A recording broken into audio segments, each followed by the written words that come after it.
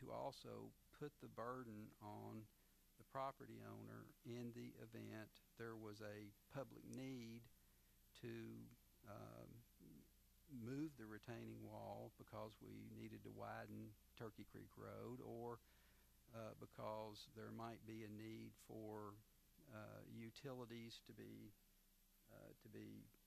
provided for that are impaired, or a problem is caused by the wall being there. One of the other suggested requirements that I believe the property owner has agreed to do is to construct a guardrail on the top part between the pavement area and the top of the retaining wall.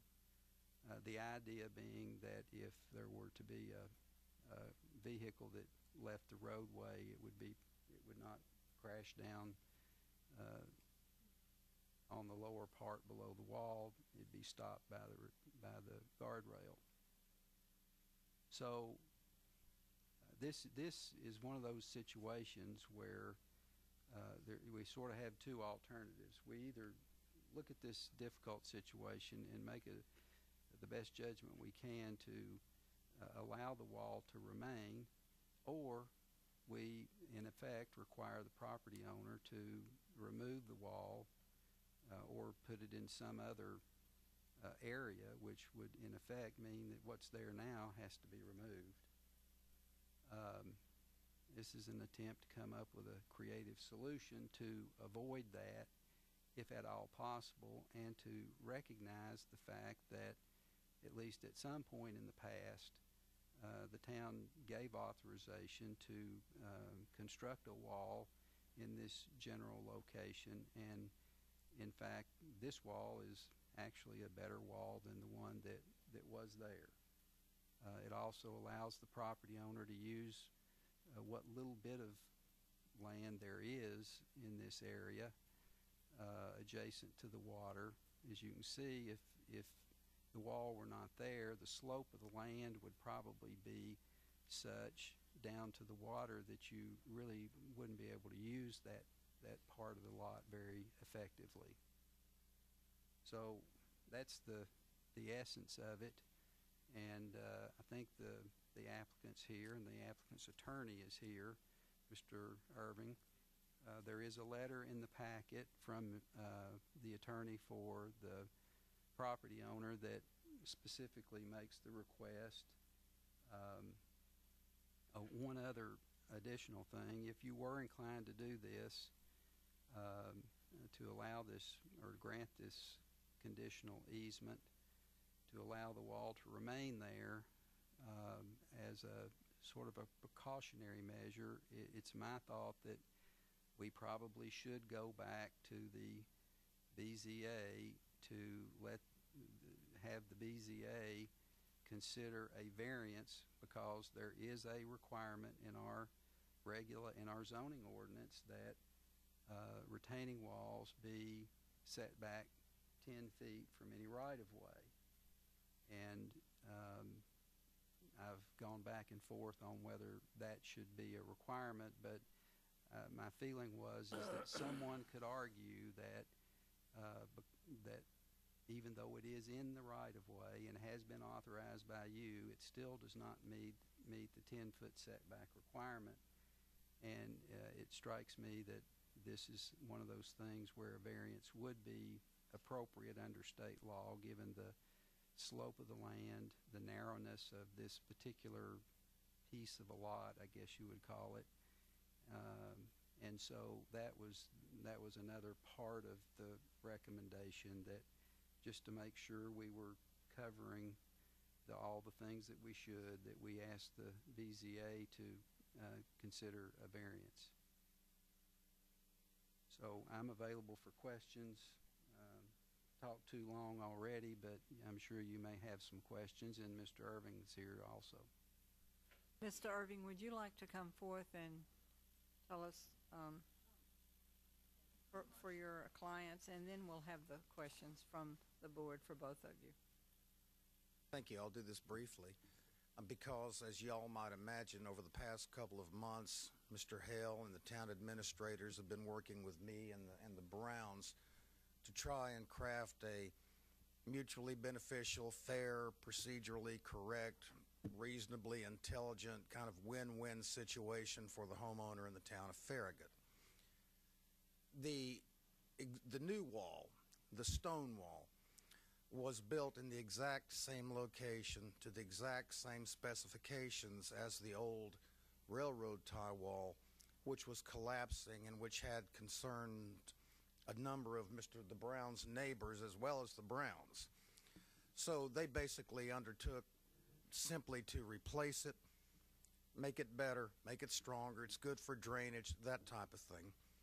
When the issues arose, as Mr. Hill said, we went through the BZA, determined this was an appropriate or a more appropriate forum for it.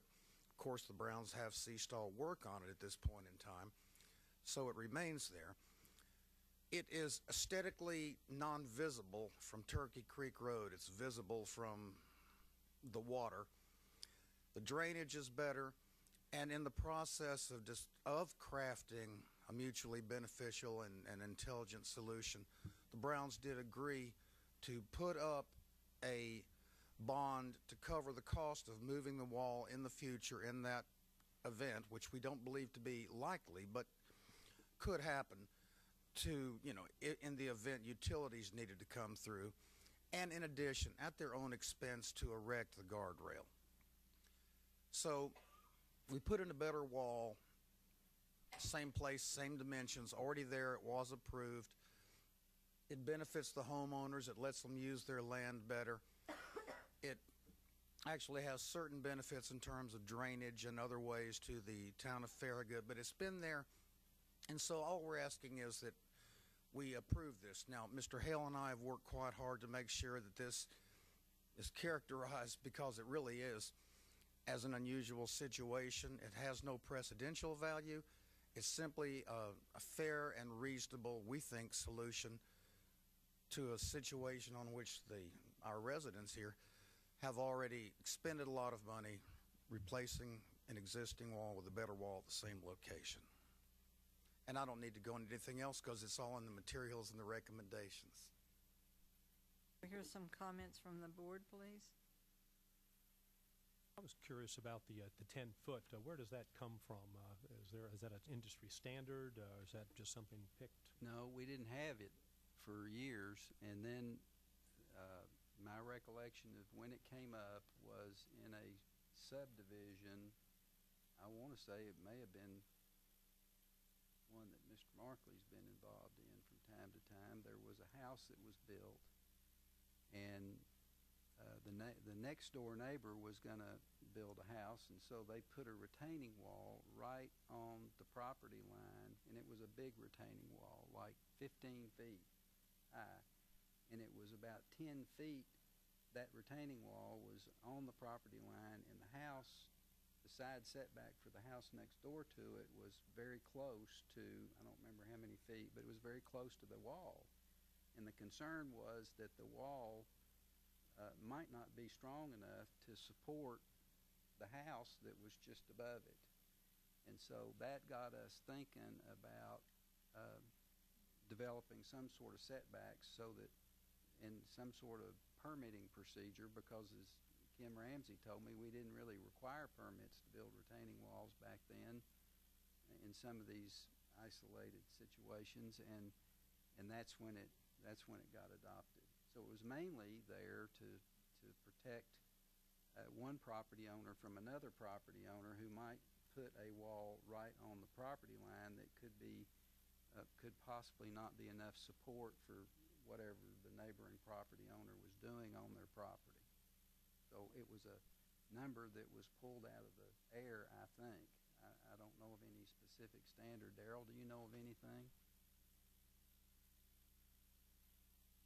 Under the current ordinance we have that covers these retaining walls, what should happen in terms of if someone's reading about this or watching this and they have a old retaining wall and they're wanting to do as the applicant has done and replace it? Are we saying just go ahead and do it and come to us later, or is there some mechanism where they're supposed to be checking with us first on the status of that?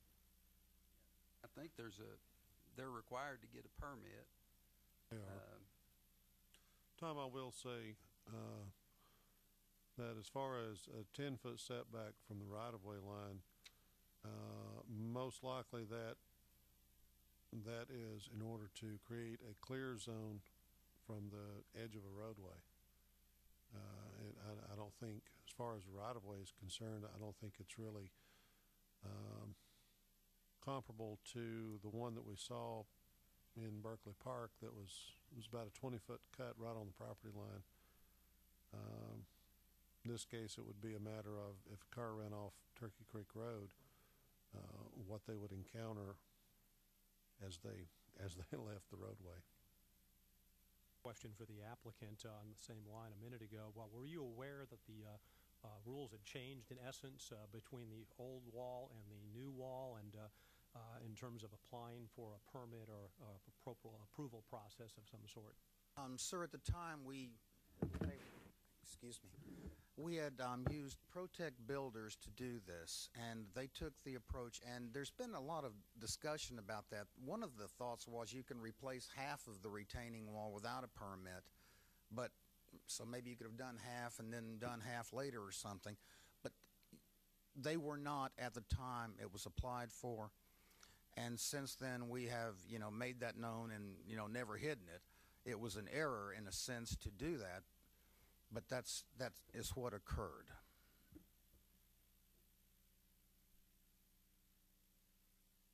Comments right now?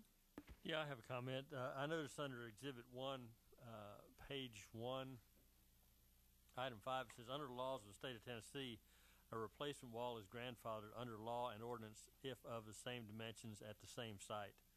And I'd like Mr. Hale to address that. This is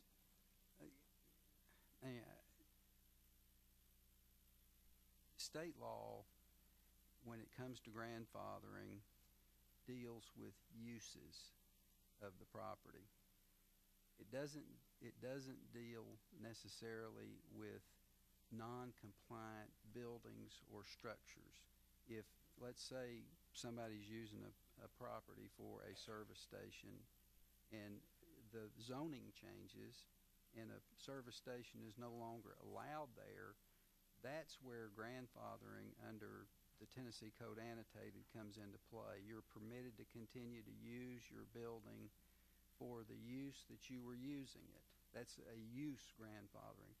Under our zoning ordinance, we have provisions that deal, and I've looked at this specifically because I was hoping that there would be some relief under there, but we have provisions in our zoning ordinance that deal with non-conforming structures and buildings. And generally what we require is if you are going to improve, expand, or change a building that is non-conforming, if the value of the improvement is more than 50% of the value of the structure itself, or the building or whatever it is, then you have to bring the entire building up to code and you have to comply with our regulations. And there was language in our zoning ordinance that I felt we couldn't apply that to this, because in this situation you're replacing the entire structure, and so you would theoretically have to bring it into complete compliance with our regulations, which would mean you'd have to put it 10 feet from the right-of-way. So that statement then is not accurate. And I'm not even sure where that. Well, that's Mr. Irving's interpretation, and he and I may just disagree about that. But